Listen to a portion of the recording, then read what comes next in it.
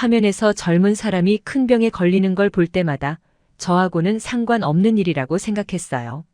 제 가족이나 주변 지인들 중에서도 아파서 병원에 다닌다거나 큰 수술을 한 사람이 없어서 더 그랬는지도 모르겠네요. 그러던 제가 어느 날부터인가 배가 자주 아파서 약도 먹어보고 동네 병원도 갔다 왔는데 아무런 소용이 없었습니다. 그러다 의사 선생님께서 한번 내시경 검사를 받아보자는 제안에 저는 아무런 생각 없이 받게 되었죠. 그리고 결과는 믿기 힘들었어요. 아무래도 암인 것 같으니까 큰 병원에 가보는 게 좋을 것 같다는 얘기를 듣게 되었거든요. 큰 병원에 가면서도 설마 했습니다. 나하고는 상관없는 일이라고 생각했던 게 현실로 일어났으니까요. 하지만 결과는 암이 맞았어요. 대장암이니까 당장 치료를 해야 한다는 거였죠. 그때 저는 세상에서 제일 불쌍한 사람이 있다면 저라고 생각했습니다. 결혼한 지 6개월도 안 되어서 전처가 바람을 피우는 바람에 이혼까지 했는데 상처가 치유된 지 얼마나 됐다고 얼마 지나지도 않아서 암까지 걸리게 되었다는 게 너무나 억울했거든요. 하지만 그렇다고 삶을 포기한 것은 아니었습니다. 억울해서라도 어떻게든 살아야겠다는 생각이 들었거든요. 그래서 제 주변 지인들 중에 병원과 관련된 사람을 찾아봤어요. 아무래도 병원 생활을 하게 되면 병원 내에 아는 사람이 있으면 좀 더 신뢰할 수 있을 것만 같았거든요. 그런데 하필이면 제 주변에서는 병원과 관련된 사람은 아무도 없었고 유일하게 있는 사람은 전처의 친구였던 현주라는 사람이었어요. 잠깐 망설이기는 했지만 저는 고민하지 않고 연락했습니다. 뭐가 됐든 제 생명이 우선이었으니까요. 걱정되시면 오셔도 상관은 없어요. 그나저나 미선이한테는 말씀하셨어요? 아니요.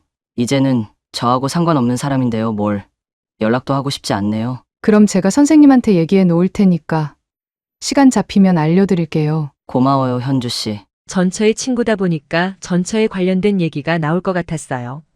하지만 전 이미 이혼한 상태이기도 했고 보고 싶은 마음도 없어서 연락할 필요는 없다고 했죠.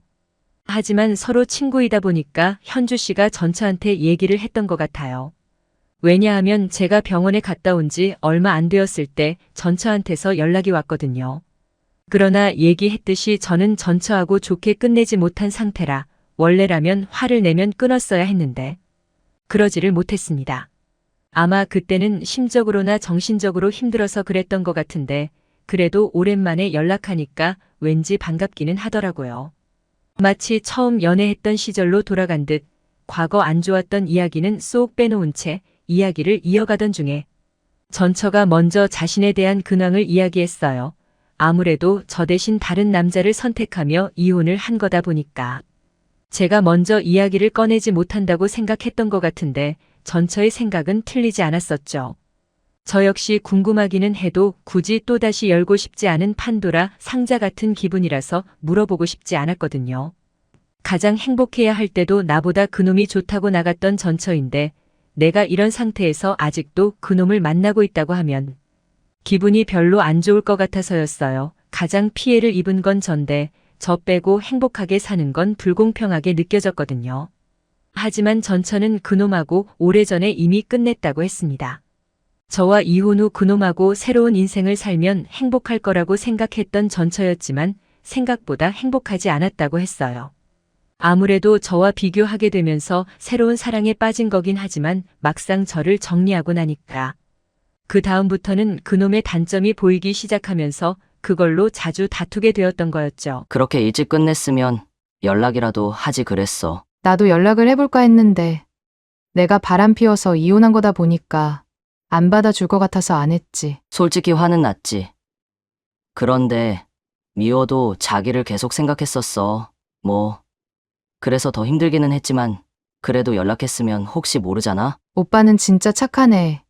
이런 사람인 줄도 모르고 내가 못난 짓만 해서 미안해. 미안할 거 없어. 이미 다 끝났는데 뭘. 그렇게 생각해줘서 고마워. 그나저나 지금 오빠 도와주는 사람은 아무도 없는 거야? 어머님도 아실 거 아냐. 엄마도 걱정이 많지.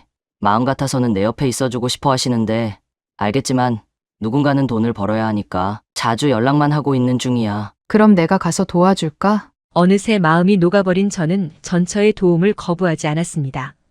그렇게 전처의 도움을 받으며 병원도 다니고 치료도 받게 되었는데 몸 상태는 여전했지만 마음은 이전과는 달랐어요. 원래라면 혼자서 병원을 오가며 우울한 하루를 보냈겠지만 전처가 오고 나서부터는 패턴이 완전히 바뀌었거든요. 가기 싫던 병원도 전처랑 함께라서 그런지 지겹지도 않았고 먹기 싫던 밥도 데이트 삼아 먹으니까 기분이 달랐던 거였죠. 그런데 기분이 안 좋았다가 좋아져서인지 제 감정이 표정에 많이 드러났었나 봐요. 분위기야 좋기는 해도 전처가 먼저 그런 얘기를 할 거라고 생각을 못 했었는데 전처가 먼저 다시 만나자고 했거든요. 내가 하도 붙어 다녀서인지 병원에서도 내가 오빠 와이프인 줄 아네. 우린 아이에 남녀가 붙어 있으면 그럴 오해를 받을 수밖에 없겠지. 오빠는 기분 안 나빴어? 기분이 왜 나빠? 나쁠 이유가 없잖아. 나는 우리가 부부 같다고 하면 오빠가 기분 나빠할 거라고 생각했거든. 자꾸 그러네. 저번에 지난 일은 잊기로 한 거 기억 안 나? 나는 더 이상 옛날 일은 생각 안 하니까 그런 눈치 안 봐도 돼. 그럼 내가 다시 만나자고 하면 그래줄 수 있어? 당황은 했지만 기분은 좋았어요.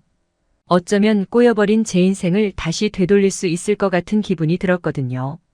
그렇게만 된다면 정말로 전처가 실수했었던 지난 일은 모두 다 잊어줄 수 있을 것 같았죠. 하지만 전 제 마음보다 혹시 모를 일 때문에 당장은 만나기 힘들다고 했어요. 혹시라도 제가 잘못된다면 전처가 힘들어 할 거라는 생각이 때문이었죠. 그런데 전처의 생각은 달랐나 봐요. 이미 제가 암에 걸려 있는 걸 알면서 온 만큼 각오가 돼 있다고 했거든요. 그게 무서웠으면 내가 오빠를 찾아왔겠어? 나 어떻게든 오빠 살려낼 거야. 그러니까 오빠도 무조건 살 생각만 해. 하지만 장담할 수 있는 문제가 아니잖아. 설령 만났다가 오빠가 갑자기 떠난다 해도 나는 이혼한 아내가 아니라 오빠의 아내로 있고 싶어. 마음은 고마운데 그래도 잘 생각해봐. 이건 감정적으로 결정할 문제가 아니라는 거 잘 알고 있잖아. 오빠는 내가 싫어. 나는 더 이상 오빠를 놓치기 싫어서 그래. 끝까지 나와 함께 하겠다는 전처의 말을 저는 믿었어요. 그래서 결혼식은 치료가 다 끝나면 하는 걸로 하고 혼인신고는 양가 허락을 받고 나서 하자고 했었죠. 하지만 전처는 양가 허락 받기가 쉽지 않으니 혼인신고부터 하고 통보 형식으로 하자고 했어요. 아무래도 전처의 바람을 저희 부모님도 알다 보니까 허락받기가 쉽지 않을 거라는 생각 때문이었겠죠. 저는 이때까지만 해도 그렇게 믿고 있었어요. 진실을 알기 전까지는요. 하지만 오고 가며 인사만 나누던 전처의 친구가 치료 중에 들어오더니 이상한 말을 하더군요. 놀라지 말고 잘 들으세요. 저는 종훈 씨가 혼자서 병원 다니는 게 힘들어 보여서 그래도 미선이가 알면 도와주지 않을까 생각해서 말했던 건데 그동안은 종훈 씨 표정도 좋아 보이고 해서 잘 돼서 다행이라는 생각으로 아무 말 안 했거든요. 하지만 어제 미선이한테 말도 안 되는 소리를 듣고 나서 제가 실수했다는 것을 알게 되었어요. 갑자기 무슨 소리세요? 저는 그동안 종훈 씨가 다 알고서 만나는 거라고 생각했거든요. 모르셨죠? 미선이 걔 아직 그 남자랑 만나고 있다는 거요. 뭐라고요? 제가 직접 들은 건 아니지만 아무래도 정리하지 않고 종훈 씨한테 이런 거 보면 의도가 좋아 보이지 않아서 그래요. 그 말 책임질 수 있나요? 미안하지만 정리 안 한 건 사실이에요. 종훈 씨 아프다는 얘기하기 전까지만 해도 돈만 모으면 결혼한다고 얘기했었거든요. 믿고 싶지 않았어요. 다시 시작할 거라는 희망과 기대감 때문에 몸은 힘들지만 행복했었거든요. 그런데 그 모든 게 또 거짓말이라고 하니까 더 믿기 힘들었던 거였죠. 그래도 혹시 모르니까 확인이라도 해보자는 마음에 치료가 다 끝나고 전처한테 물어봤어요. 혹시 그 남자랑 아직도 연락하냐고요. 그러자 헤어진 지 언제인데 무슨 소리를 하냐고 했습니다. 그런데 갑자기 그 사람 얘기를 왜 해? 현주가 오빠한테 이상한 얘기라도 했어. 정말 미안한데 폰 좀 잠깐 봐도 될까? 폰은 왜? 믿고 싶어서 그래. 자기 말이 정말로 맞는지 확인하고 싶어서. 오빠, 정말 왜 그래? 내 말을 믿어야지. 왜 걔한테 이상한 소리를 듣고서 이래? 그러니까 확인만 해본다고. 전처가 폰을 안 보여주면 안 보여줄수록 저의 믿음도 깨져갔어요. 계속된 저의 요구에 저를 잘 알고 있던 전처는 제 표정을 읽었는지 어쩔 수 없다는 듯 실토를 하기 시작했습니다. 미안해. 아직 정리 못하기는 했는데 그래도 헤어질 생각으로 오빠한테 그렇게 말했던 거야. 오빠가 싫으면 지금 당장이라도 정리할게. 그럼 되는 거잖아. 그치? 헤어졌다는 건 또 어떻게 증명하려고? 뭘 어떻게 증명을 해. 내가 결혼한 것도 아닌데. 오빠 앞에서 헤어지면 되잖아. 둘이 짜서 그런 거면 오빠 말이 너무 심하네. 무슨 짰다는 말을 할 수가 있어. 그렇게 나를 못 믿겠어? 못 믿겠으면 지금이라도 헤어지자고 하던가. 나도 오빠가 싫다고 하면 어쩔 수 없잖아. 너는 나하고 다르게 지난 날을 완전히 잊어버렸나 보네. 그때도 너네 둘한테 속은 걸 생각하면 아직도 우라통이 터지는데 나보고 그냥 믿어달라고? 그래, 내가 싫다고 하면 어쩔 수 없다고 했지? 그만 정리하자. 왜 그래, 오빠? 내가 신경질 좀 냈다고 이러는 거야? 우리 잘해보기로 했잖아. 나도 사람인데 또 실수하려고 오빠한테 이랬겠어? 물론 오빠가 그때 일 때문에 힘들다는 거 나도 모르는 거 아닌데 계속 지난날 이야기 꺼내면 오빠가 싫어하니까 나도 아무 말 안 했던 거지. 속으로는 계속 반성하고 있었어. 그러니까 나는 그런 거 생각하면서 머리 아픈 거 싫으니까 그만하자고. 오빠, 결백하면 내가 다 낫고 나서 시작을 하던가. 그게 아니라면 나한테 이러지 마. 그러다 오빠가 잘못되면 그럼 네 인생 살면 되지. 그럼 아무 문제 없잖아. 나는 오빠 아내로 남고 싶다고 했잖아. 내가 너무 오랜만에 만나서 너를 잠시 까먹은 것 같아. 사실 너 그렇게 순수한 애도 아니었잖아. 그러면 돈 내놔. 무슨 돈? 그동안 내가 쓴 돈하고 오빠 병간호한 비용 달라고. 너 하는 거 보니까 이제는 내 목숨까지 돈으로 받아가려고 그랬던 거였어? 무슨 헛소리야? 내가 도와준 비용이나 달라고. 그날 전 전처한테 100만 원 보내주고 끝냈어요. 기분이 더럽고 나쁘기는 했지만 그래도 스트레스 받아봐야 저한테 득될 게 없다는 생각 때문이었죠. 그래도 이번 일이 마냥 나쁘기만 한 것은 아니었습니다. 이번 일로 저한테 미안하다던 전처의 친구가 병원에 갈 때마다 신경 써주기 시작했거든요.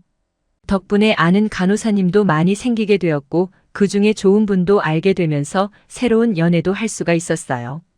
물론 처음부터 진지하게 만난 건 아니었습니다. 제 몸 상태를 누구보다 제 자신이 알고 있었고 그분 역시 잘 알았거든요. 하지만 세상 일이 힘든 시기가 오면 좋은 날도 온다고 저한테도 기적이 찾아왔네요. 의사 선생님 말로는 젊어서 치료가 잘 된 것 같다고 했지만 그래도 전 앞으로 좋은 날만 있을 거라는 신호로 봤습니다. 현재 저는 아내가 된 그분과 행복한 인생을 살고 있는 중입니다.